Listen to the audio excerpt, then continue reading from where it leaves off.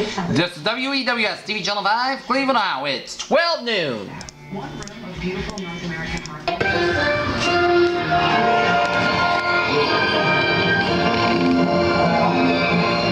TV5 by Eyewitness News with Joe Rose, Dennis Bell, and Eyewitness News team. Good evening, everybody, on this Wednesday, November 5th, 1980. I'm Joe Rose, the news Brett Upton.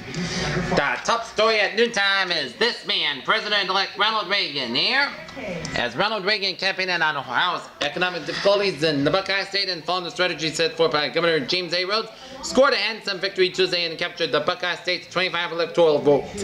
In Lorain County, in a reversal of 1976, Reagan defeated Carter's 50,959 votes to 40,970, and Reagan scored victories. His margin all but two of the county cities, and Lorain, the county's largest and most industrialized city, went for Carter 14,184 to 9,293. Oberlin was also in Carter's corner in 1,739 to 874. The other national candidates and their county voters were John Anderson, Independent, 7,534. Ed Clark, Libertarian, 3,004. Barry Commoner, 467. Richard Congress, 199. Diedrich Griswold, 168. And Gus Hall, 156. Reagan ran close to Carter in all of Ohio's major industrial areas, won several, and returned to the GOP column in all but two of the southern Bible Belt counties in which he went to Democrat in 1976. He swamped the president in Republican areas. With 13,297 in Ohio's 13,353 polling places, reported a 99%. Reagan had 2,182,656 votes, of 52%. Carter had 1,732,204 votes, of 41%. Independent candidate John B. Anderson had 254,597 votes, of 6%. Five other independent candidates, led by Libertarian Ed Clark, trailed with 1% of the vote among them. Republican candidate officials were jubilant over the size of Reagan's 450,000 vote win and his apparent coattail effect on the congressional and other races. Democrats expressed unhappiness, but said they didn't even put forth their best efforts. They predicted Carter may win again in 1984 when national events are more favorable to him.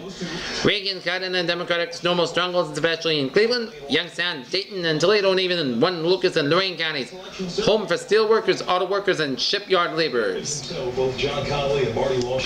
Ronald Reagan, winning at least 43 states, easily ousted President Carter from office Tuesday, and a host of unexpected Republican victories gave control of the United States Senate to the GOP for the first time in 26 years. Reagan promised the Americans to get the government off your back, demolish Carter by carrying the big industrial states were supposed to be toss-ups, grabbing most of the states in the president's sovereign power base, and expected to win away with the states west of the Mississippi like a horse riding out in the sunset. The Republicans candidate managed a slim majority of the popular vote, but bested Carter in at least 43 states, buried in the Democratic incumbent by an electoral margin almost 10-1. The transcontinental Reagan sweep was a surprise, but just as stunning as was the Tuesday night massacre of Democratic senators at least 9 well-known liberals, including 36-year veteran Warren Magnuson and Washington and 1972 presidential candidate George Montgomery in South Dakota, and late returns from Georgia today showed that Democratic Senator Herman Talmadge had fallen behind Republican challenger Matt Tinley. Thus, Reagan to take office on the 40th president on the back steps of the United States Capitol on January 20th will be created by a Senate that will have at least 51 Republican members and give the GOP the votes to organize the Senate for the first time since 1952-54. The former California governor and active Democrat will convert into the GOP in 1962. Will be the oldest first-term president in history.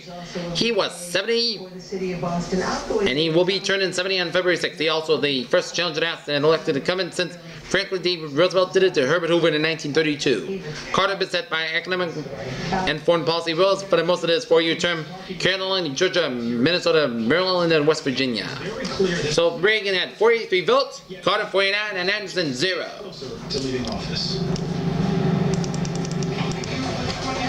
Ryan voters have walloped the city's request for half a 1% income tax increase by a margin of nearly 3-1 on Tuesday. Voters rejected the proposed income tax by an unofficial count of 12,132 to 4,749. The proposed tax was designed to offset a $3 million deficit projected by Mayor Michael B. Keeson and city administrators. In the city's 1981 budget, it will be given Keys administration operating and capital improvement funds of the city has lacked because of this poor economy. Mayor Keys said that the rejection of the tax means that the city faces further financial problems and layoffs of the city workers. Keys said that on decision on whether the city would seek a special election in the early part of the 1981 and asked voters again to approve the tax bill would be Forthcoming later this week, the mayor said that the rejection of the tax will mean everything I've said before. The tax failures that the mayor has said will mean services in the city will be further reduced, and the city will have to lay off more city workers. Keith said that the voters that asked for the service will be reduced. The people of El Ras said that their votes they want to operate the city unarmed. President Kemi said the effect will mean that more workers will be laid off. The residents of the city will feel the pinch of the cutbacks in service, he said. The residents haven't felt the pinch from cutback services because we have shifted things around to keep us the service, Keith said. With the failure of the tax, the city will not be able to further shift things, so cutbacks will directly affect residents. Keith said that it was too early to tell which city departments will be most affected by future cuts and layoffs. Well, it's added that December, January, as the year's money runs out, he said. Gregory Watt, Republican candidate for Lorain County prosecutor, was handed a magnificent birthday present by county voters on Tuesday. White, who celebrated his 32nd birthday Tuesday in a cup in politics, won a hard-fought contest by defeating Democratic candidate Daniel Stringer with an official total of 47,078 to 45,506 for Stringer.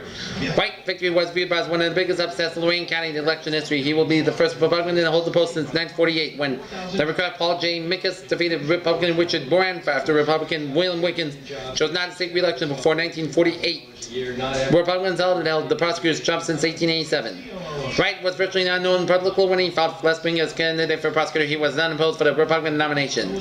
Stringer fought a bitter and expensive primary election battle for the Democratic nomination in his defeat of prosecutor Joseph R. Grandal viewed falling that victory as a shoo-in for November election. White didn't see it that way, however. When he kept working, he kept a well-organized campaign, which many felt was aided indirectly by the Lorain Federal Housing Program, which resulted in the indictment of many prominent Democrats, some of them whom were Stringer supporters. Caesars Entertainment no longer a part of any of these plans. Suffolk Down says that it hopes to announce. Republican Margaret J. Bowman rebounded from last year's race with loss in Illinois. Mayoral race upset incumbent Democrat John V. Barra in a close race for the 54th District House seat. Bowman 6-2 edged Barra by 1,171 votes out of the 42,335 cast report in Lorain County Board of Elections unofficial count. Bowman was defeated in her first draft for the Ohio General Assembly in 1966. Stressed the need for attracting auto-related industry to the area. She attacked Barra for supporting the proposed parent closing bill, which would be required factory owners to let their employees know in advance, perhaps by as much as 2 years if the plant was going to close.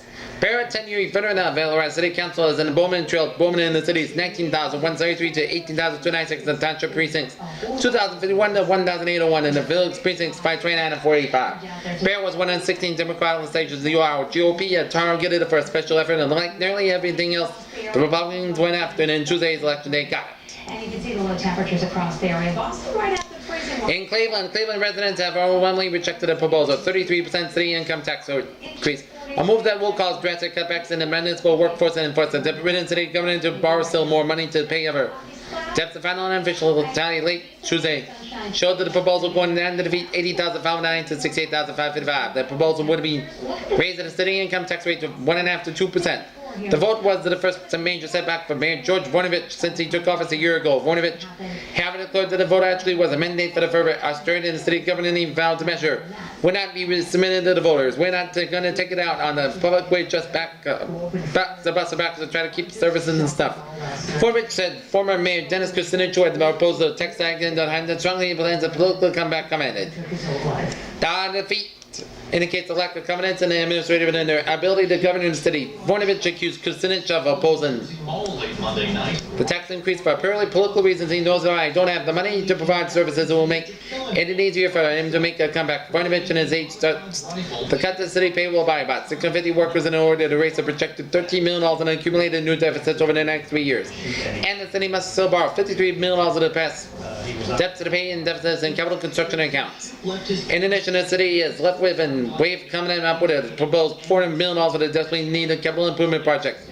Obviously, we failed to communicate to the voters in dire financial condition of the city and the serious impact that has failed to have on the basic city services. Voinovich concluded a backup financial plan in the Voinovich administration had drawn up in the event of rejection and tax increase includes asking the city council immediately to back and improve a $5 million bank loan so the city can meet December payrolls the city has borrowed. Many people as they could. Basically, we all ran in. $15 million for the state and used $5 million, which must be repaid December 31st, so the city would be in default to the state. No one was hurt.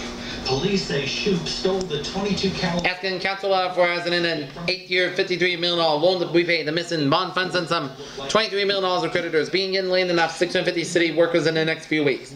Returning to the bargaining table with the city's 18 unions, one of which had agreed to an 8% wage tax and contingent passage of the tax increase. Security gates as soon as they heard the gunshots. In two separate ordinances, LWAS Council Monday accepted a basic street rights away for the West Ridge Estates and Subdivision and Northern Third, and for the Washington Village Subdivision, the rights away acceptance included the acceptance of the utility easements of the West Ridge Estates Subdivision number 3 and includes the acceptance of the parklands of the Washington Village Subdivision. Solicitor George Ferguson said that acceptance was a preliminary step in the acceptance of subdivisions and did not mean council made final acceptance of the subdivision of the streets within them. This here on the New Britain campus. Police swarmed the school after reports of Columbus, Senator John H. Glenn Jr., Democrat of Iowa, easily weathered a Republican assault on Senate Democrats Tuesday and piled up and overwhelmingly voted for the second term. Glenn checked in perhaps for a good his image of glamorous American space hero and ensured he has established a reputation of trustworthy lawmaker. Glenn, the first U.S. astronaut to circle the Earth in a spaceship 18 years ago, won virtually all of Ohio's 88 counties. In prevailing the challenge of the state representative James E. Betts, Republican of Rocky River. Betts ended trying to paint Glenn as a liberal and big spender. the whole thing a big misunderstanding. Columbus, after more than 35 years in politics, including 20 as a powerful U.S. congressman, the scandal-scarred career of Wayne L. Hayes came to a crash and halt Tuesday as he was defeated for the re-election to the U.R. House by former USMC official Durant, seeking his first state office. Hayes' exam was beaten 16,361 to 15,874 by Robert W. Ney, 26-year-old Republican Safety Director for the City of Bel Air. And lights, cameras, and Columbus, the $2 million campaign by business banks and the League of Women Voters Against the Plan to overhaul the state's tax structure paid off Tuesday with voters overwhelmingly rejecting state issue to the issue offered a $165 million worth of real estate tax relief for lower middle income families, but joined in with a $1 million tax increase for large corporations and individuals earning about $30,000 a year. Voters are apparently heeded warnings that any additional taxes would be passed on to them via higher prices and that repealing tax incentives would discourage business and industry from locating in Ohio. the message has been. Senator Van, who has served in the past 22 years in Congress, and Lud Ashley, a congressman in the past 26 years, were upset victims in the Tuesday's congressional elections. Devine, a 64-year-old Republican from Columbus, was beaten in the 12th district by Democratic political unknown Robert Shensky, a 53, and an attorney from Columbus. The final stood President Tally Shensky, 108,598, Devine, 97,618. Ashley, a 57-year-old Democrat from Miami, was soundly defeated by in the 9th district by Republican Ed Weber, a 40-year-old attorney from Toledo. With 99% of the vote counting, the tally was Weber 96,000, Ashley 68,753. Isn't it time you realized how carefree your retirement can be? Call for your... In news around the state in Cleveland, woman from suburban Sloan has filed what is believed to be the first toxic shock syndrome suit in Connecticut County. Common Pleas Court at $250,000 to get International Physics Incorporated in action. The suit says Michelle Federico, 32, was authorized to transfer a total of 2 weeks in October and November 1978. Her attorney Robert Staley said she was a nursing student at the time and became ill while using a physics deodorant tampon. He said she did not realize her symptoms included those of potentially fatal toxic shock syndrome until the disease was recognized earlier this year. The suit charged that the playtech mentions implied product safety warranty and was negligent and not warned buyers of the danger of getting toxic shock syndrome from using a tampon. The disease is characterized by fever, vomiting, diarrhea, rash, and a sudden drop of blood pressure that causes shock. Cleveland, the first exploratory oil and gas well to be drilled on the bordered sea tracks, apparently in the last winter, is $1.06 million. Lease sale has been initiated by Ohio. So I said Tuesday in the Ohio. Petroleum Company subsidiary has begun drilling on Challenge Island, a natural barrier island in the Beaufort Sea off the north shore of Alaska, near Port Thompson, about 50 miles east of Prudhoe Bay.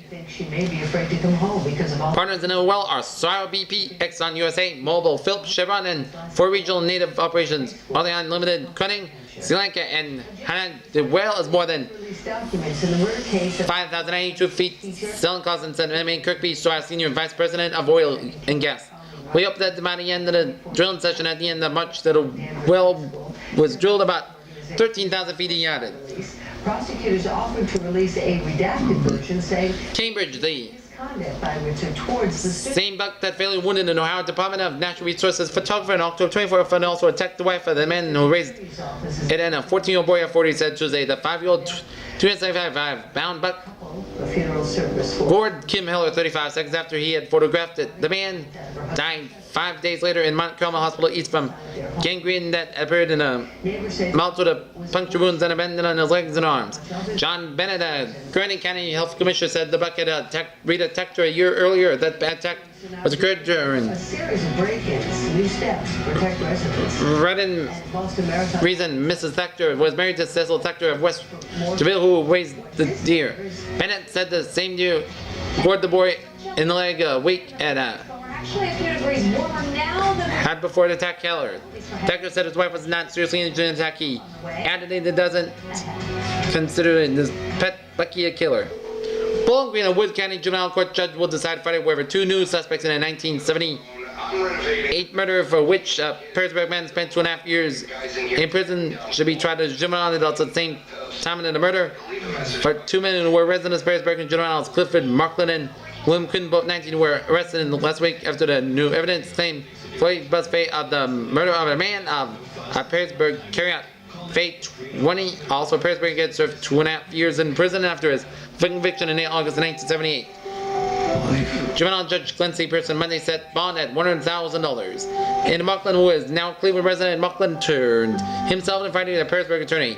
The winning number in the Ohio Lottery's daily numbers game today is 106. If you're a Camry, because 90% of all Camry. Wichita Falls, Texas. Jurors deliberated and faded the man unwed mother who carved out the heart of a 4-year-old daughter shouted so loud the courtroom spectators could hear them, but they could not agree in women's mental state resulted in a mistrial. The foreman sent out a message saying the jury was unequivocally buying an format of a deliberation could change it. Judge Keith Nelson said Tuesday the final vote, almost 15 hours of deliberation, was 10-2 in the favor of convicted Patricia Ann Frazier, 25, who claimed demons drove her to kill her young daughter. She will be kept in the custody of the Wichita County Sheriff's Department until she can be retried. The 10-2 vote for conviction was a shocking turnaround from the original 9-3 vote in favor of finding Mrs. Frazier innocent by reason of insanity. Crash was the sentence when the panel retried Monday night. It was close to agreement on the incident verdict. Pasadena, California, so far 14 moons been discovered circling Saturn, and scientists believe that several more moons will be found before Voyager 1 ends the mission, the Jet Propulsion Laboratory said. Voyager will be closer than Saturn, 37,000 miles above its cloud tops next Wednesday. That the spacecraft has traveled over 1.3 billion miles since its launch in September 5, 1937. The two satellites discovered by Voyager as it approached the ring planet in late October, bringing the total number of Saturn known moons to 14. That place is just loaded, and they expected that several more will be detected. JPL spokesman Don Bain said Tuesday, naming that those newly discovered moons are a simple matter that they will not receive official names until the International Group of Astronomers and Scientists meeting in Greece in 1982. Vacaville, California. Shaggy-haired man murdered Charlie Manson stopped whistling and said he looked given the environment and be released from prison, but the parole board denied the former cult leader's request for freedom for the third time. The 45-year-old Manson, who in recent months became a janitor of the prison's President Chapel, appeared before a 3-member board of prison terms panel with his right-hand man. The trial hearing he spoke, twisted his beard, and stopped fat whistle and shouted. That's what he would do with the release. Manson said, I look with the environment, some kind of a nature trip. Weeds and woods are also good with a mind trip, environment and life. The panel turned down his automatic appeal for a release date. They said Manson could convict the master in 9 Christopher murders in 1969 had rehabilitated himself. I should go to for the vocational and training and educational programming. Outside the hearing room, Manson told UBI, I'm not going to do all of those things. I'm too old. I'll stay here forever. Instead, I get that long because I have been to hell and back. It could end up on an even smaller list of degraded nuclear power plants. Washington federal prosecutors says the jury should not have the slightest step. Two top FBI officials broke the law and then proven the break-ins in 1972 and 1973 to hunt for fugitive members of the Weber Underground. But defense lawyers asked that jury to find W. Mark Felton and Edward S. Miller, the Bureau's former number 2 and number 3 men, innocent on ground that they believed in good faith their superiors.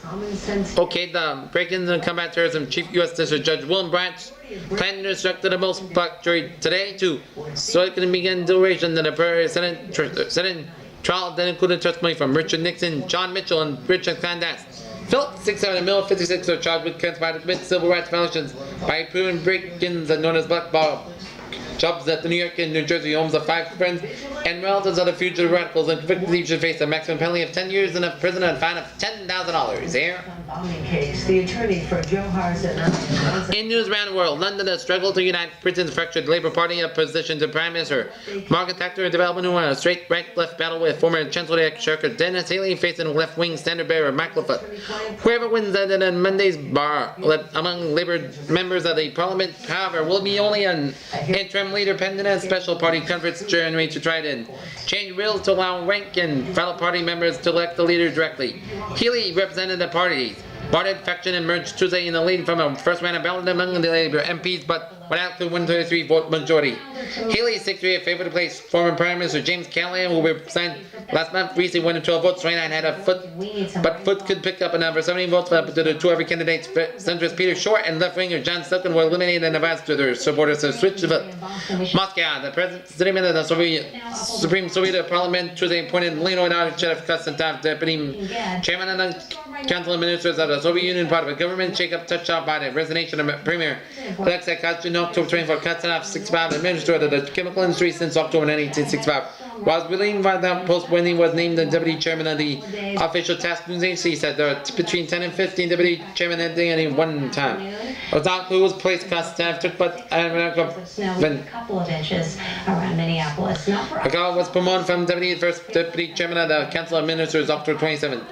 Berlin, a teenage East German boarded car shot his way across the Berlin Wall. Tuesday, police said the guard, identified only as being 19 years old, walked into an unarmed police station in the West Berlin district of Spandau and told them the fired his gun at his colleague door to the fleet. It was not immediately clear whether the was injured, his fellow soldier, police said. Police gave no further details of the flight of escaping to the first soldier to sow his way out of East Germany in 5 years. East Germany's border guards, members of the National People's Army, patrol of an Iron Curtain border in pairs.